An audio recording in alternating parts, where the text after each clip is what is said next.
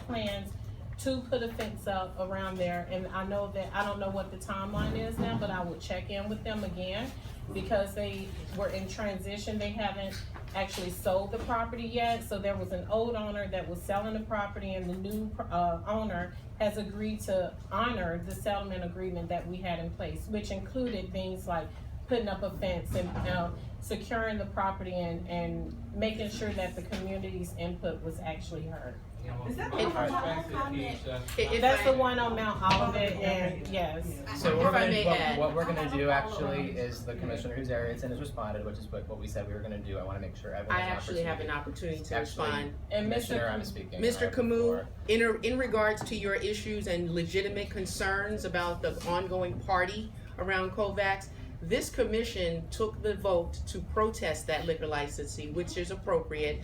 And unbeknownst to the commission, Commissioner Shropshire took it upon herself to enter into a private settlement agreement with the owners. That's not true. And an issue was them giving her money and supporting her block parties. And at the end of the day, the drinking continues, the urinating continues. I have videos, because the commission did not take the action that they were supposed to, and Commissioner Shropshire solidified her personal relationship with them to allow them to continue doing what they were doing.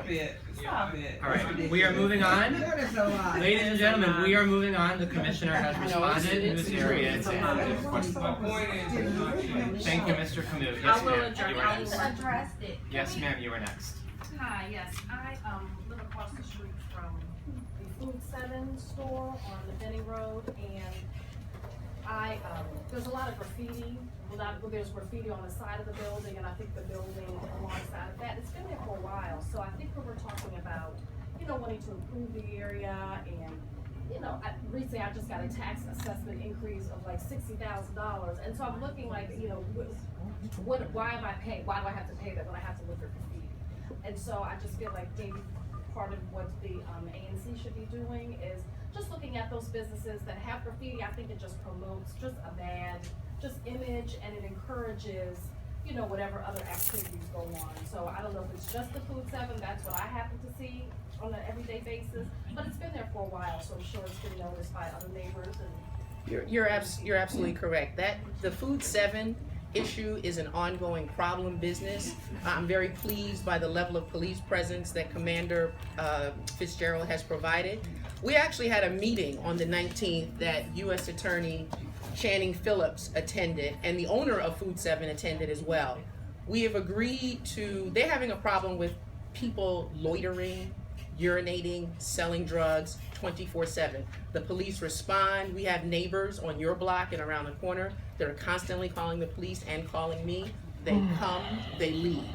We want to make sure that the owner is empowered with the necessary tools to protect the business. And so U.S. Attorney Phillips has actually agreed to work with MPD on strengthening the barring notices so they can effectively keep that crowd out of there. And we're also, I had another walk through, as I said earlier, with DPW. DPW will actually remove the graffiti, and they've actually been removing the graffiti in our area. People have put rest in peace. I mean, it's all kinds of drama, and it's an ongoing challenge. So certainly you have my contact information. You can always feel free to reach out to me. But it's not gone unnoticed, and it's actively being worked on, because we want to make sure that when the summer gets here, that contingency on 19th Street with the lawn chairs, the goal is to put them out of business. And the contingency on your block, Ms. Barnes, that was out there today, we want to put them out of business. And I just feel like, the people, that's more of a long-term problem, but I think if with whatever that graffiti represents or whatever it means, I think it's starting with that and making sure that is always I think they're open to removing it, and certainly, and whenever it comes back, it needs to be removed again, and if it becomes a nuisance to the business, then maybe then that will trickle down. So. It is a nuisance to them, but we just need them to agree to have it removed, and I look forward to that happening this week. Thank you, Commissioner Henderson. I think, sir, did you have something? Just wondering, as Carbon Lessons is beginning to get more businesses or more businesses develop along Bladensburg, are there going to be any studies, concerns, or something will be done for pedestrian traffic and other non-pedestrian friendly those streets? Just raising the issue to see if any commissioners are thinking on those avenues. Yeah, so I'll quickly respond. I think a number of us share that border. I can tell you that at the SMD meeting for 503 at the end of the month, that's definitely something we're going to be bringing up. In particular, a couple of us have spoken with the Office of Planning about whether a small area plan for Bladensburg could be put together. Currently, many of you may know Anwar Salim from 8th Street, Main Street. His organization has put forward a plan that he also would like to present. It's his organization's plan. It's not one sort of officially sponsored by DC government. So that's also one option as well. Are there any commissioners that wanted to quickly respond to that? All right, I think we have time for one more. Yes, ma'am. Hey, how are you? Alicia, 1351 Queen Street. There's a property, it's 1516, I think it's Holbrook. There's a big building on the corner, and part of it is like abandoned. Is that Holbrook Street or Holbrook Terrace? Holbrook Street. Yeah, so I mean, but it's a lot of people, a lot of activity around that building. So I don't know if it's bank on what's going on with it, but part of it's boarded up. And it's had a lot of activity around it. Definitely want to second that. I mean, it's becoming a problem to where it's like the 80s, and like people are driving up and people are hanging out, and it's pretty ridiculous. I mean, I know the police officers are trying to do something, but I mean, can we do something about the building itself? Like, I've been there over 6 years, and it's been boarded up for 6 years. That's, you know, a couple of the buildings, a couple of the apartments have been boarded up. Nothing has changed. And I know it kind of falls on different property, I mean, different ANC lines. I know it's kind of split on Holbrook, so it's kind of tough, but, yeah, it's a huge problem. And it's getting worse, it's not getting any better. And it's in mine, and both of them, 1516 and 1520, they had two different owners. The property was supposed to have been sold, and the people were supposed to have been given money to leave. No, there's people still in. I know, but I'm just saying the property was sold, okay. and the people were supposed to be given money to leave, and it is boarded up. Some of them still live there, whether they're paying rent, and then that's where they come to hang from 16th Street. Oh, yeah. They walk up to 16th Street, so that's where they hang, and so I'm aware of that, and I looked at that. I have some pictures of it. What I just saw when I go through there, they're hanging out, and it's the first warm day. Oh, today was It bad. just, but it broke out the last warm day when I walked through there. About 10. There's tents on 16th Street now in some residents where they're posted up. Yeah. Tents, like, you know, the ones you go to the football game and you put your tent up, tents are going up, chairs are going out. Oh, no. Well, Did you want to add something? Might be a landlord and tip roundtable issue also, because an eviction needs to, go into place. Sure. It's up to the commission, sure.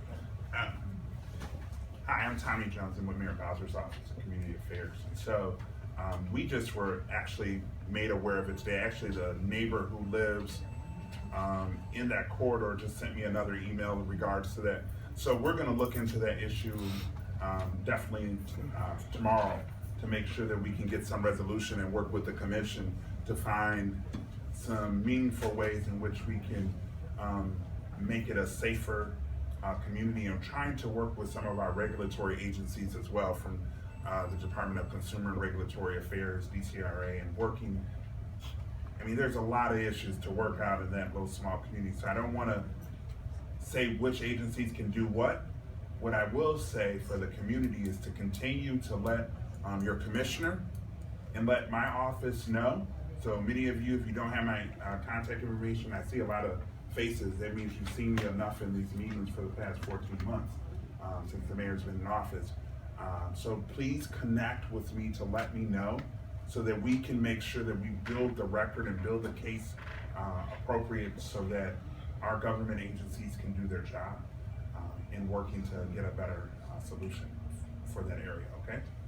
Is it me or you want to commission? Is it a different issue? I think it'd be our last person. Do we still have a community police sergeant So you have for this area? each PSA has a lieutenant. So if we had issues like that before, and on my street, we found that we had the email address of the community sergeant, and each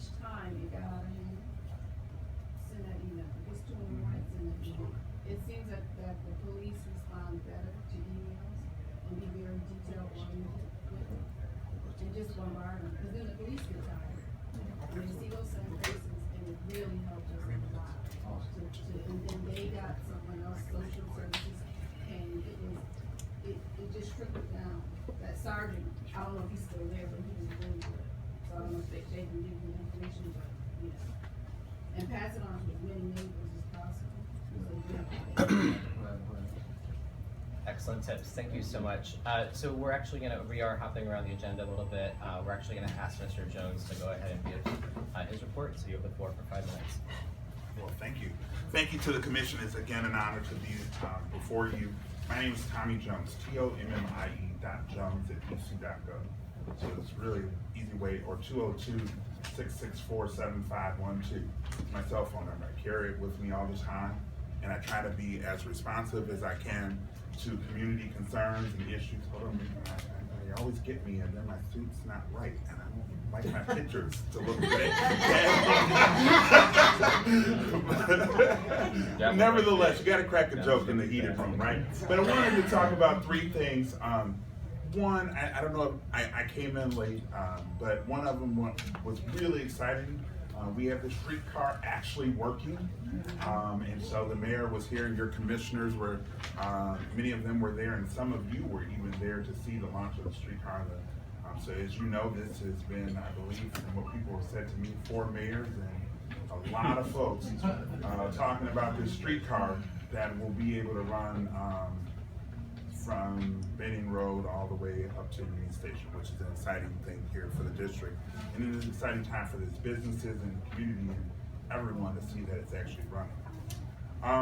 Summer is approaching. Good, bad, or whatever, but summer is approaching.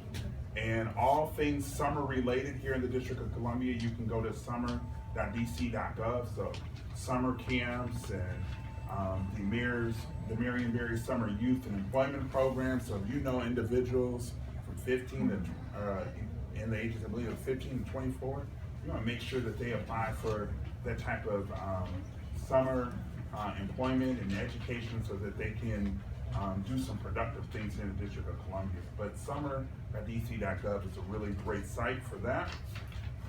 I think I have one more quick thing.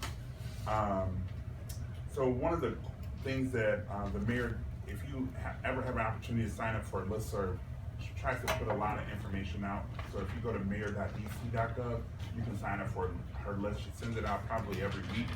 But one of the things that was cool in there to report, that U.S. News and World Report ranked us as the 8th place to live here out of all these different communities. We're the 8th place to live.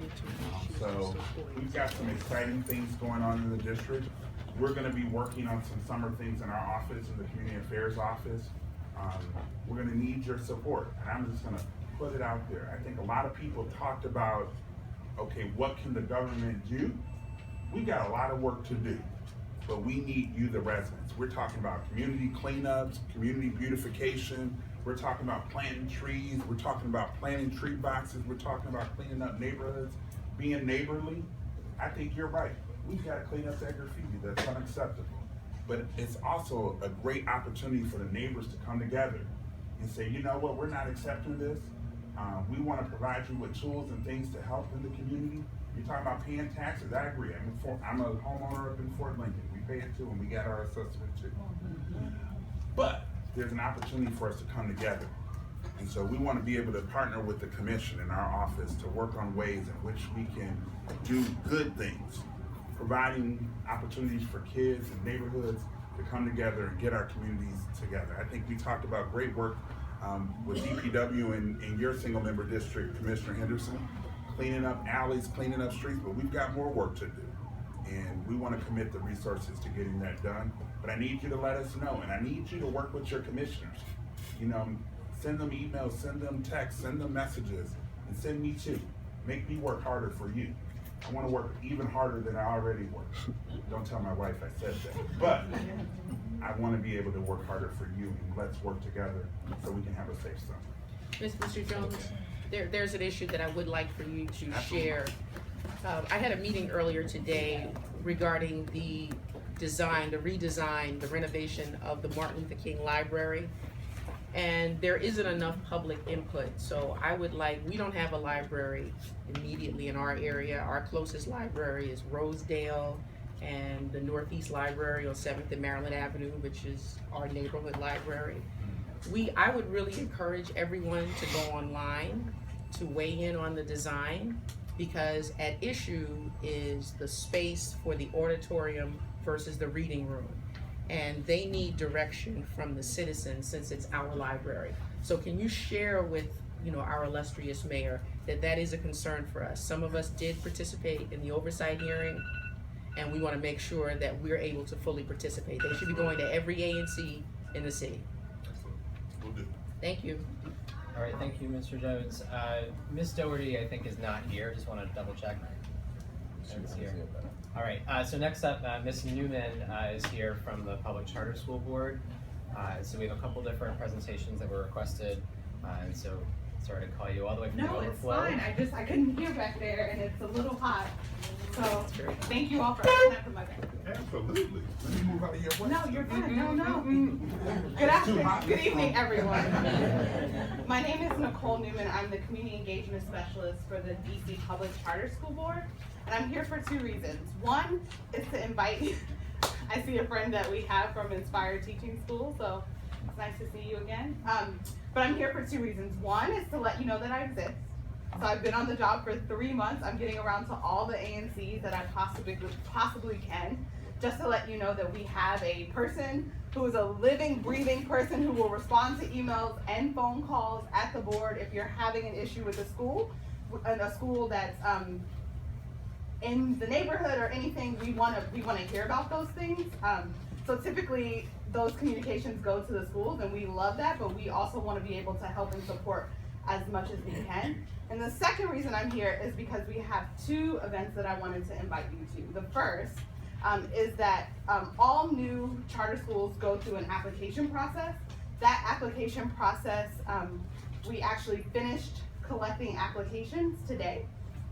We have 3 applications in, yay! But that process is up for public comment, right? So we encourage residents, ANCs, people who want to look at the applications to go on our website, read them, review them, and then April 19th is an opportunity for the community to come to testify in front of our board to say we like this school, we think this is a good fit for the city, and we are really encouraging a robust engagement process this time so that we can really hear feedback around if we think that these schools are a good fit. And we can't do that without all of you lovely people in the room. So this is my open invitation for you to peruse our website, get a sense for what the schools are. The Public Charter School Board does not control where schools locate. That is dictated by where there's available space. We do want as many people to read the applications and get a sense for what the programs are that are starting, that want to start. And then the other thing is that we're having a Ward 5 charter chat next week. So this is an opportunity for us to gather ANCs, education stakeholders, members of our school community together and have some conversations around what's working, what's not working, and how we can better align with what's happening in public education in the city. So I just wanted to come introduce myself, say hello, invite you all. I have some materials that I'll leave, and I'll be here until the end of the meeting. So if you have a question and want to talk to me one-on-one, I'll stay until the end of your meeting and make myself available. And I also have my card so that you all can contact me if you have something you want to say. Thank you all. Thank you. Thank you. All right, next up we have Commissioner Henderson and the presenters for 1701 8th Street PUD. You have the floor for 5 minutes. I'll let you It's come not on. my presentation. The developers, this is an exciting time in our community. This development is poised to come, and Mr. Zayas will talk to you about it, on the corner of 17th and Bladensburg Road. So while this is in ANC 5D05, it has the potential to affect everyone in the community. What does PUD stand for? Planned Unit Development. Can everyone see? And I want to start out by thanking Jerry and your team, Ms. Roddy. You all have been out to my community Yes. twice already to get input, and they're making themselves very available to hear from the community, which is what we really appreciate. And you're getting ready to come back again. Yes. So we really appreciate that. No, I think it's important. Absolutely. Development doesn't happen in a vacuum. Just a little bit of context, if you all can hear me, where the project is. If you guys are familiar with Heckinger's Mall, which is just due south of us on Bladensburg Road. So it's on the corner of 17th, H, and Benning. Right now, it's basically a vacant parcel. On one side, it's a used car dealership on the other. So what we're gonna do is we're gonna basically raise the car dealership. It's not really a building, it's a couple Thank you. trailers. Thank you. That will go away. We're gonna put street level retail, and above it, we're gonna put residential. As far as the mass of the building, I'll show you guys what it's gonna look like. Sean designed it all by himself, and he's here just holding it, and I get to talk to him. When we get in the car, he's gonna tell me I screwed up. So as far as the building itself, so we're gonna project the majority of the massing on 17th and Benning at this intersection. The idea is that this is gonna mimic the future redevelopment of this massive project that's gonna happen at one point, this large, basically Heckinger's Mall. As far as the building, we oriented it south with the views and everything else. The building itself will have 180 units. There will be affordable units in the building. There will be both at 50% and 80% AMI. We've concentrated the massing away from these smaller townhouse buildings, so that the majority of the scale and everything else is away from it, like I said, so it faces the intersection. And then we'll give you guys another view as it looks like down the corridor. This is another aerial rendering. Just sort of get a view of it. This is looking from Benning Road, where a streetcar barn is, in essence, looking down towards H Street, so you can see how we did that way. So we do intend to come back. We're not asking for a vote. This is strictly informational purposes only. I don't know if I have a few more minutes on the clock for questions, 2 thoughts. minutes, yeah. I have a question. Please. Go ahead. Where is this on the corner of 17th and Benner Road? Yes. Right across from the 24-hour laundromat? Correct. So the laundromat, the best way to orient is actually here. This is the Safeway. This is the back of the Safeway. So that's where the Ross is? Yeah, exactly. Across the street. Across the street. 17th and 8th. So this is the little space that's right behind the birthing center? We're on the other side of it. Yes. So the birthing center is on H Street. Our residential lobby will face the birthing center. Okay. But it's further down towards I the corner. believe at one point it used to be a mechanic shop, and it might have been a liquor store. It used to be a liquor And store, then like at you some said. point, yeah, so I guess they weren't very lucky. I used to live down the street. So that building is no longer there, and the residential lobby's gonna go. And we're gonna improve the sidewalks, we're gonna improve the public space, we're gonna put up cameras, tree boxes, the whole 9 yards. When is, Sorry, how many 50%, 80% units are you proposing? It's the total unit mix. I believe it's somewhere between 15 and 17 units affordable. I don't know off the top of my head what that mix is, but it will be 50 and 80 AMI. We'll provide it when we actually go for a vote. We'll bring the stats. Ma'am, I think you have a question. I was just, when is the expected completion date for this? So completion, the PUD process, I don't know how many times you guys have been out here. This is a very long process. I mean, it could take up to a year before we get zoning entitlements. Then it's another year before we get building permits. So literally, we're talking 2 years before the tower crane goes up and the shovel goes in the ground. So we're talking 2019 about. What's this building being used for? This park? It will be apartment homes, yes. Right now, it's just a vacant lot. You're calling the 1701 H Street and not 1701 Benning Road? I mean, So the residential lobby is on H Street. That's why we addressed it on 1701, because it actually is on the 1700 block, and it's on the odd side, and it's the first one in. Maybe single last two questions, please. Parking, Yes. is there gonna be a lot?